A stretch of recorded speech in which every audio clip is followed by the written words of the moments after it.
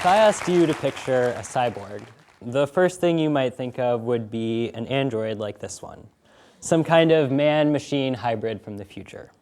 In light of smartphone technology, however, to me it seems that the future is now. We've seen a proliferation of mobile social applications for different specific exchanges. Twitter for the pithy off-the-cuff comment, Instagram for photos, Vine for video, and now even the initiation of relationships themselves in the form of on-the-go social networking.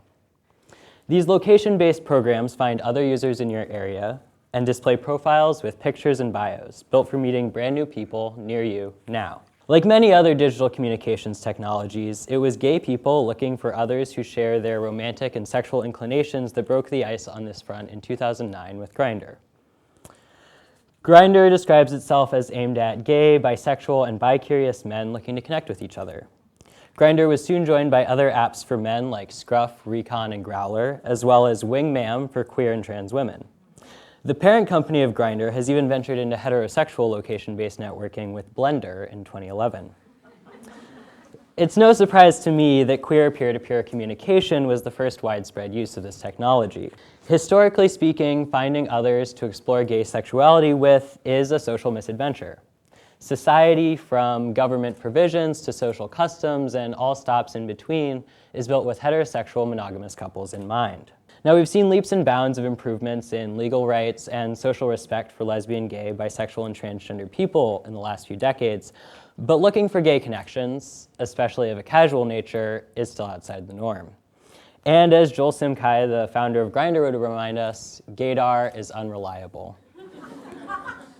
So it makes sense that a tool that allows the user to know upfront who is interested in conversation or more with other gay people would be a hit.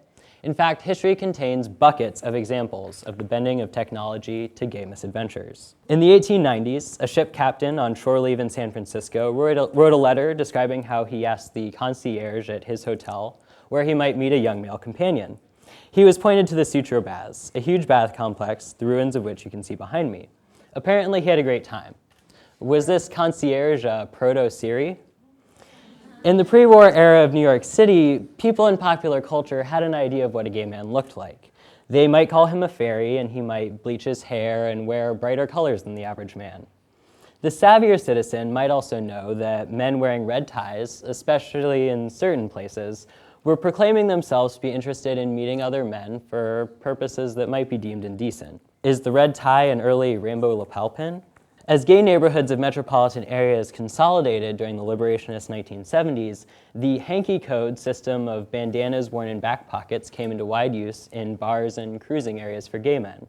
Like a lot of other people in the 70s, gay men were taking advantage of changing social values to practice free love with each other, and public spaces like parks and bathrooms became well-known locations for such cruising practices.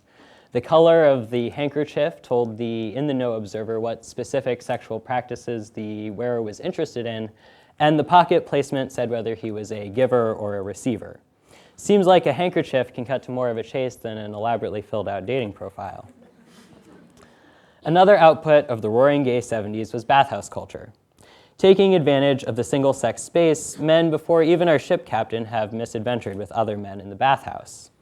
A few bathhouses that were particularly suited for liaisons transformed in the 70s into a whole network of explicitly sexual gay social spaces, in many cases complete with gay ownership and gay art and culture. The iconic Bette Midler rose to fame after a nationwide bathhouse tour. Is a bathhouse a social networking site? As the HIV crisis hit the gay community particularly hard in the 80s, phone sex and other virtual intimacies became an appealing alternative to the uncertain safety of interpersonal sex. This was at a time when medical knowledge about HIV transmission was still being developed. The Village People's hit 1985 single, Sex Over the Phone, highlights this turn to the virtual quite well. Was gay phone sex the first cyber sex? The answer to all of these questions is, well, yes and no. These technologies exist in specific moments and contexts. It's impossible to transport our ship captain into this room to see what he would ask Siri for. But one thing that is both amazing and a little scary about digital mediation of our social contact is that we have hard data about how people are connecting with each other. The lines on this graph to the left show where straight couples met each other, mapping change from 1940 to 2010. The graph on the right shows where gay couples met each other from 1980 to 2010. The line with the triangle points represents couples who met online. You can see that homosexual couples are much more likely to meet in the digital realm. Of particular interest to me is the digital realm that is accessed at any time from a smartphone that becomes an everyday accessory, an extension of the body. Grindr only exists as a mobile app. If you don't have a smartphone, you can't use it. Here's a data map of just 45 minutes of login activity on Grindr on a Sunday evening in June of 2012. You can see it's quite an active system worldwide, and it's only grown in the past year. Now, let's talk more specifically as to what the interface looks like. It displays a grid of profile pictures like these, and if you click on a profile, you have an option to chat with that user. For safety reasons, it doesn't show you exactly where another user is, just how far in any direction they might be from you.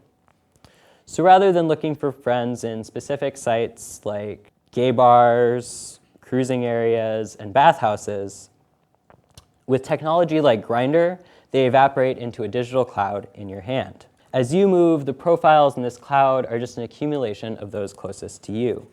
Grindr's ethos is 0 feet away. With these social apps, no matter how much you know about the lay of the local gay waterways, with a little mutual interest and some conversation, a gay friend can rain down to your location or you to theirs. This technology has coincided with changing gay waterscapes. The largest database of gay bars showed a decrease from 1,600 in 2005 to 1,400 in 2011. This is a sizable 12.5% dip during a period when it became more socially acceptable to be gay and presumably participate freely in explicitly gay social institutions. This is certainly remarkable, but I don't think it's inherently a bad thing. While covert bars were a safe harbor for gay nightlife, at a time when it was illegal to be gay, the necessity to participate in bar culture to meet friends and lovers has correlated with increased alcoholism and smoking rates in the gay community. The Grindr cloud also puts men in the same digital social space that would have otherwise been in different gay bodies of water. Many men I know have profiles on these location-based apps, even if they are happily monogamous or happily not looking for a date. They just want to see who else is up there and maybe make some new friends close by. Not all users in the cloud function as equals, however. Much press has been made of exclusionary language. Many profiles contain statements like no fats, no femmes, no Asians. While some might say that this is just a preference, it's a preference created by living in a society that would prefer effeminate men, fat men, and racialized men occupy a separate social space from the white, masculine, muscle-toned ideal. This is also nothing new in gay technology. Many gay bars have had and still have exclusionary and selectively enforced dress codes and entrance qualifications aimed at creating a more desirable clientele. Men have gotten together to protest such racialized exclusion at gay bars going back to at least the 1980s. The ability to intervene in gay public space in this manner was also crucial during the onset of the HIV/AIDS crisis. Bathhouses became a part of the cultural conversation around the epidemic, and bathhouse outreach has been an important part of empowering men to learn about safer sex and access health resources like HIV testing. Grindr has said that they hope users express who they are looking for connection with rather than who they are not. Though they consider pornographic and racist content a violation of their terms of service, apparently the declaration of racialized sexual exclusion is not egregious enough to remove. On October 2nd, Grindr responded to changing market forces and ongoing critiques by announcing the creation of a feature called Tribes in their new redesign. Now, the use of this word is a bit problematic in my view. What does it mean to join a Grindr tribe when Grindr undoubtedly already contains users who are members of government-recognized autonomous indigenous tribes? The Tribes feature of Grindr also furthers the ability to create divisions between users. You can identify yourself by race, body type, HIV status, as transgender, as a nerd, as discreet about your homosexual proclivities. Users can choose which tribes they want to see, furthering the ability to only look for an ideal connection. This infrastructure is dangerous when applied to HIV identification. Because of the way HIV antibody testing works, even if you were tested yesterday, you only know your status as of 3 months ago. If a user chooses not to see any HIV-positive identified users, does that mean that they think the people they meet through Grindr are more likely to be HIV negative? In one case, Grindr was used to recruit men to an HIV prevention study, which is a technique researchers have historically used at bathhouses. However, while most jurisdictions require bathhouses make safer sex supplies and information available to their patrons, Grindr and its fellows have been notably silent on the subject of navigating safer sex. It is in these moments that the metaphor of the cloud becomes even more apt.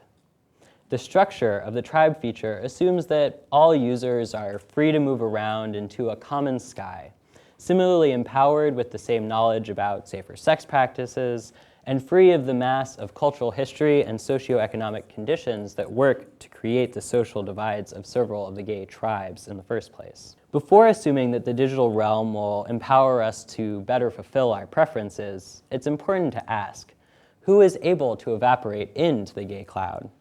Well, first off, those able to afford a several $100 smartphone and the cost of mobile data.